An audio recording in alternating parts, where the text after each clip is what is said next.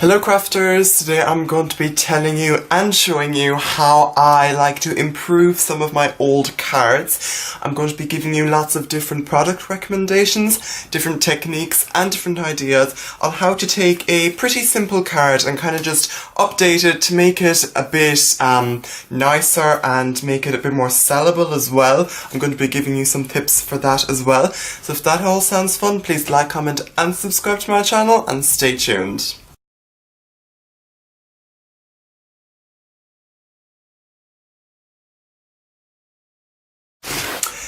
So, before I start, I just have to apologise for this lighting here. I'm very glad to have the sun out. It helps with my natural lighting, but it's a bit harsh. But that's fine, it's fine. So first things first, I'm going to share with you some product recommendations. So in my stash, I have always at easy access, they're like the things I can reach the easiest. I have these two boxes. I'll show this one first. So this is my, I'm just going to zoom in. This is my little box where I keep all of my stickles and most of my things to improve cards.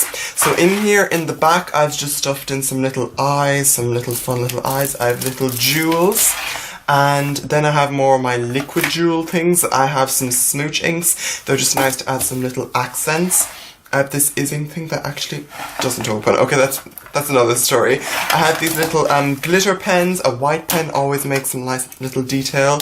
And gel pens always are a nice idea.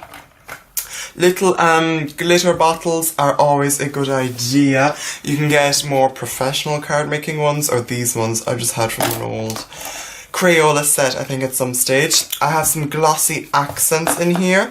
And then I have some multimedia matte. This is more for sticking down sequins, these two things. I have some little gems.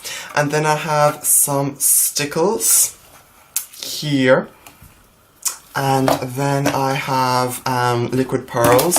And then I have these little cheap kind of things that kind of resemble tonic pearl drops. I don't know what tonic little pearls. So yeah, those are some of the things you can use. I'm going to zoom out now. Sorry, I'm going to zoom out now, and then I'm going to show you my other box of stuff.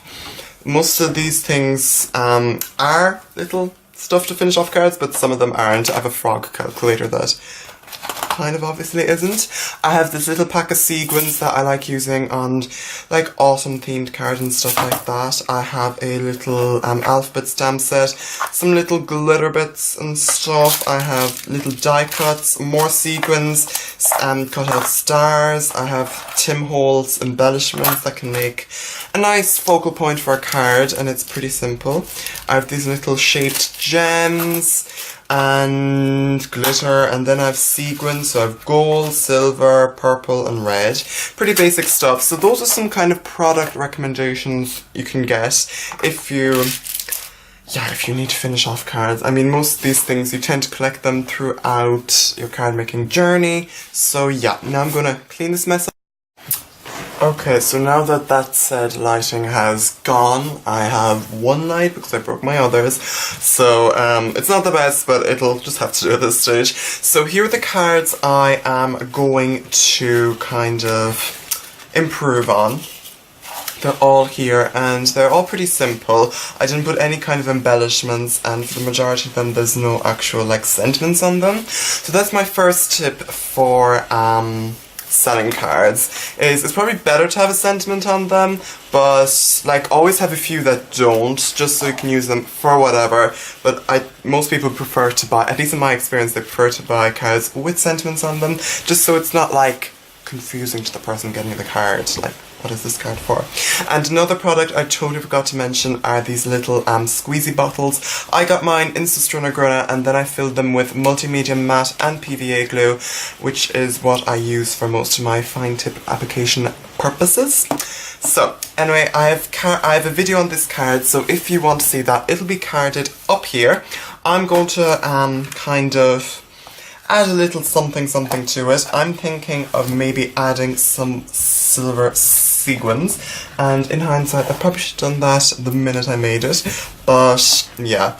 And people are always talking about the rule of the triangle rule, so always do your sequin applications in triangles instead of having it like that in a line. It just doesn't look as good, especially if you have like 3 focal points on the card. So I kind of do here. I have a triangle of the sentiment and the otters, and now I'm going to put in a triangle of sequins. I'm thinking something like that. I don't know, it's almost a bit too plain. I don't know. Might add a little something after. Some silver sequins or something. Some of this silver tonic-esque thing. So I'm going to do that. I won't be sticking it down because it's quite a boring process. The next card I also have a video on up here. It's a very fun video where I used a stamp from a magazine, and actually it's a die, oh my god, and I made a few cards with that, so there's ideas for that up there. And looking at this, I kind of want to take, obviously, the main colour pink, but I also want to take maybe a bit of purple as well, and I have some pinky purpley sequins here, and I think they might go well. So I'm just going to kind of experiment with that and see if there's any that might look good. And I also might add a sentiment to this, so I'm going to have to dig in my, I think that's a nice application of sequins. I'm going to dig in my sentiment kind of box, and we're going to see if we have any ideas for that. I think that's a nice thing for sequins. The next one I think I also have a video on. This is a beautiful Do Crafts die, and normally I would colour it in, but I just wasn't feeling like doing it for the card. And at the time I thought this watercolour background would be enough, but like again in hindsight I don't think it actually is. So I'm just going to have to come up with a few ideas. Actually I might outline it in silver and gold gel pen. What have I to lose? If you can see on this die there's some beautiful detail. I might do that now while I'm doing that. So that looks very good in my own personal opinion. So I'm just going to do that with all of it. I'm not going to be doing it on camera because it would take me 2 hours and I don't have that kind of time. And so I finished all my cards. I'm going to show them to you now. I'm going to give you some more tips and product recommendations. So for the first one, I just added some sequins and also some little gel pen and even normal pen things. And gel pens are definitely something that I think make a very big difference to your card. You can add little dots with them, or bigger dots if you want. They dry immediately, and you can get like really big sets for really cheap in lots of different colours. So that's definitely a great product recommendation. For the next one, I did the same, just a bit of stickle, sequin, and a little jewel. And again, try and work in triangles. If you have a big focal point like this, I find it's nice to sometimes have all the same thing in this example, like the stickles, the red part on the outside. It, especially on flowers, it creates like maybe a spray in which you would see, like, which is something you might see in an actual bouquet. And the next one definitely has a lot more perceived value. It's a lot more complicated. It shows that you have the jewels. People love jewels and sequins because it's a little bit of a 3D part, and that adds again a lot more perceived value to your product and your cards. And I just outlined it, so yeah. And for this one I just added a little more colour. I didn't do all green, I did green and then the kind of the turquoise colour and the gold, and that makes a nice little difference.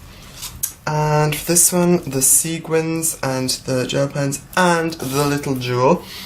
And for the last one, I just added a lot of jewels here. It's fine, it's not like the best thing in the world, but again, jewels do add a little more perceived value. So if that sounds okay, so thanks so much for watching. If you have any tips or products for how to improve your cards, please leave them down below, and I'll see you next time. Bye!